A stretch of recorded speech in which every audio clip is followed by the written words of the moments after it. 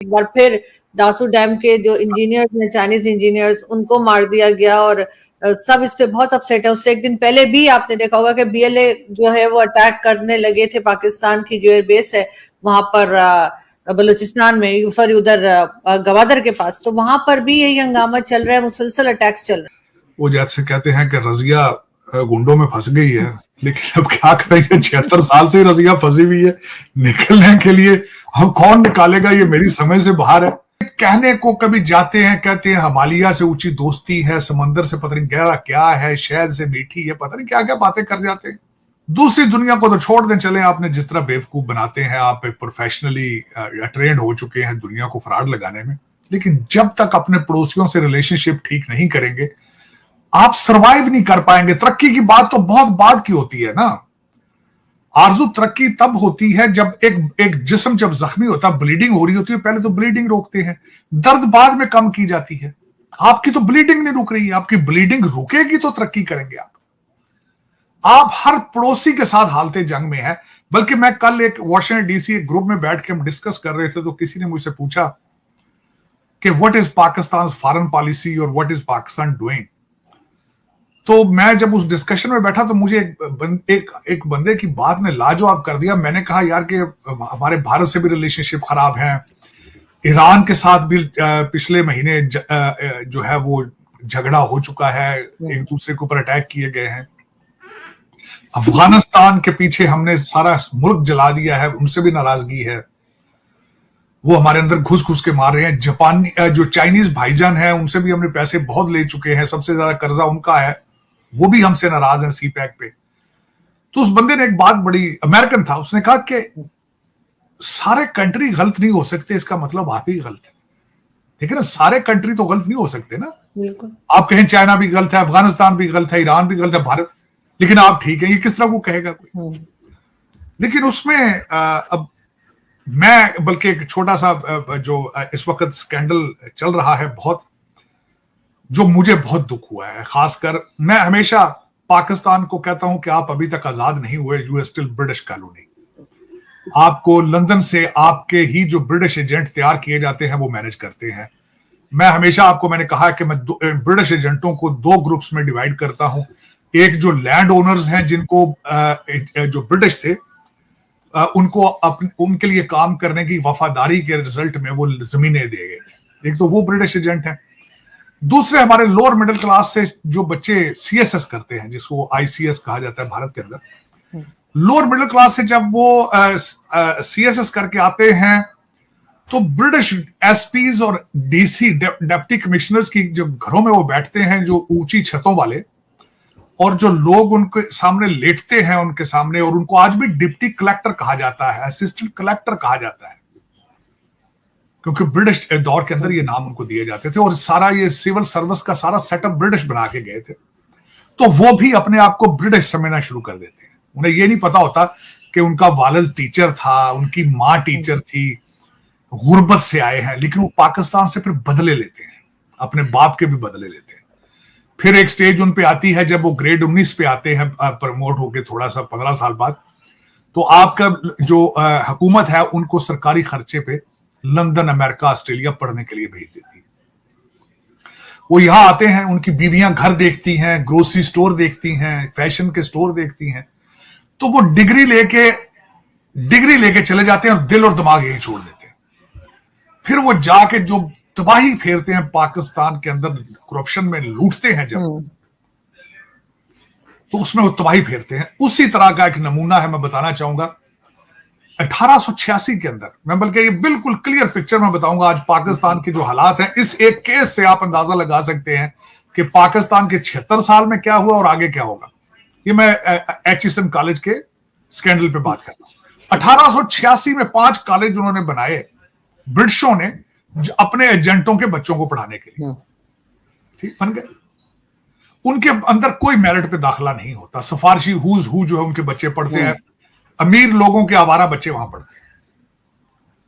अब वहां पे 2 गैंग्स जो बन चुके हैं, एक मैं माफी मांगूंगा, मैंने किसी चैनल में कहा था कि आहद चीमा, मैं बड़ा इंप्रेस्ड हूं कि उन्होंने बड़ा काम किया है और पिछले दौर के अंदर उनके ऊपर बड़े जुल्म किए गए, मैं उस पर माफी मांगना चाहता हूं। आहद चीमा साहब ने प्रूव कर दिया है कि किस तरीके से वो तालीम याफ्ता नहीं है। ही डजंट, मेरे ख्याल में इसको तालीम याफ्ता नहीं कहते जिस तरीके से उन्होंने बिहेव किया है।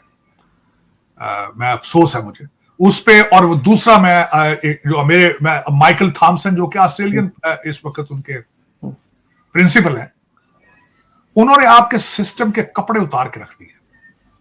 और मेरे भाईजान गवर्नर जो है उनकी दाढ़ी देखें जरा, उन्होंने जो वारदात, ये 2022 से केस चल रहा है, उनकी बीवी भी सीएसएस ऑफिसर है। ये पढ़े लिखी माफिया और गैंग्स जो हैं ये सारे, इनके कपड़े उतार दिए हैं माइकल थॉमसन ने। आफरीन है, मेरा हीरो है वो। उसने रिजाइन उठा के मुंह पे मारा, उसने कहा ये पकड़ो और ये अपने आवारा बच्चे खुद ही पढ़ा लो, मैं जा रहा। बलीगुर रहमान साहब ने अब कमेटी बना दी है कि हम नया प्रिंसिपल ढूंढ रहे हैं। क्या क्या ढूंढोगे? क्या पिद्दी का शोरबा है। आईएमएफ के टुकड़ों पे पल रहे हो, लेकिन अकड़ इतनी है कि ये अकड़ वाली बात है ये जो इन्होंने किया है एचिसन के अंदर। फिर बाद में कहते हैं जी कि वो जो माइकल थॉमसन था वो साल में 100 छुट्टियां लेता था, 10 लाख रुपया तनख्वाह थी, तो पहले इसी बहाने पे निकाल लेते ना उसको। अपने कपड़े क्यों फुड़वाए उससे भाई? पूरा पाकिस्तान नंगा करवाया आपने। उसने अपने लेटर के अंदर जो लिखा है, उसने कहा कि यहां पे पॉलिटिक्स एंड नेपोटिज्म है, and there is no room for these two things in a academic school. There is no. लेकिन शर्म हमको मगर नहीं आती। कौन सा है? मैं दो लोग मुझे बहुत याद आए जब मैंने ये सारा स्कैंडल देखा। एक मुझे विंस्टन चर्चिल याद आए, जिन्होंने कहा था कि ये लोग अपने आप को गवर्न करने के काबिल नहीं, हम अभी मजीद 50-60 साल इनको इजीली इनके ऊपर रूल कर सकते हैं, गवर्न कर सकते हैं। ये विंस्टन चर्चिल ने कहा। मेरी ये चीमा साहब की डिग्रियां, ये बलीगुर रहमान साहब की दाढ़ी जो है, इससे ये नहीं नजर आता कि ये पढ़े लिखे या कोई अच्छे मॉरल वाले लोग हैं। फिर दूसरा बंदा मुझे, एक तो विंस्टन चर्चिल बहुत याद आए, फिर मुझे इलामा इकबाल का वो शेर याद आया। उसने कहा कलामे नर्मो नाज़िक, उसने कहा फूल की पत्ती से कट सकता है हीरे का जिगर। कहते फूल की पत्ती से हीरा कट सकता है, लेकिन मर्दे नादा पे कलामे नर्मो नाज़िक बेअसर। उसने कहा गधे के ऊपर किताबें लाद देने से वो गधा है, वो इंसान नहीं बन जाता। बिल्कुल, डिग्रियां लाद दी जाए तो वो इंसान नहीं। तो ये दो मुझे बहुत याद आए, इलामा इकबाल याद आए और विंस्टन चर्चिल बहुत याद आए। मैं बहुत उस दिन जख्मी हुआ इस स्कैंडल को देखकर, पढ़ के बहुत दुख हुआ मुझे। फिर और दूसरा ऊपर से कह देते हैं हमें आर्मी की अदालतें नामंजूर, आर्मी की, और तुम्हें सारी अदालतें बंद करके होनी आर्मी की चाहिए। डंडे के बगैर तो चल ही नहीं सकते हो भाई तुम। यहाँ पे जो मार्शल लॉ लगते रहे वो तुम्हारी अपनी इन्हीं करतूतों की वजह से, ये नेपोटिज्म और करप्शन और ये जो तुम मिलकर ठेकेदारों के साथ वारदातें डाल के बच्चों को लंदन में प्रॉपर्टियां बना रहे हो, इसी वजह से तो आर्मी आती है। फिर मगर सर आर्मी तो क्रिकेट सिखा रही है क्रिकेटर्स को, 2 महीने तक क्रिकेट खेलेंगे वो तो, अपना काम तो आर्मी भी नहीं कर रही ना। आरजू, मैं बिल्कुल, ये मैं बहुत पढ़ चुका हूं, आप डंडे के बगैर नहीं चल सकते। या पठान भाईजान आके आपको डंडे मार के आपको वो सीधा करते थे, या आप आर्मी करते। You cannot run the, you cannot, अगर आप एचिसन कॉलेज नहीं चला सकते, पाकिस्तान किस तरह चलाओगे? किस तरह चलाओगे भाई? बताओ नहीं, किस तरह चलाओगे आप? अगर एक कॉलेज नहीं चल सकता है आपसे, सारे पढ़े लिखे हैं, सारे ब्रिटिश एजेंट हैं सारे, ये मोरालिटी है, सारे सिस्टम को नंगा कर। आज आगे मुझे दूसरा एतराज है, आज आहद चीमा साहब ने उसका जवाब दिया है। आज गवर्नर को उन्होंने लिखा है कि मेरे बच्चों का नाम निकाल दे। उन्होंने सरकारी लेटर हेड पे क्यों ना लिखा है वो लेटर?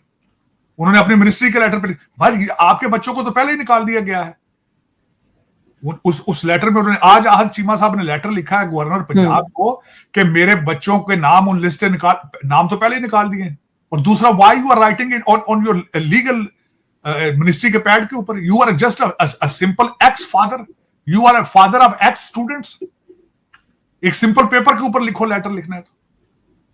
किस किस्म के ब्यूरोक्रेट हो यार तुम? कहां से पढ़ते रहे हो? पता नहीं कि आरजू कैसे आप फौज के, आप डंडे के बगैर, फौज में क्या डंडे के बगैर आप नहीं चलने वाले, ये मैं बता देता हूं। मगर सर फौज अपना काम कहां कर रही है? अगर फौज इंटेलिजेंस काम कर रहे हो तो चाइनीज मारे गए भाई। आप फौज आपको संभालेगी, अपना काम करें। आप गवर्नेबल ही नहीं है, आप चल ही नहीं सकती हैं उनके बगैर।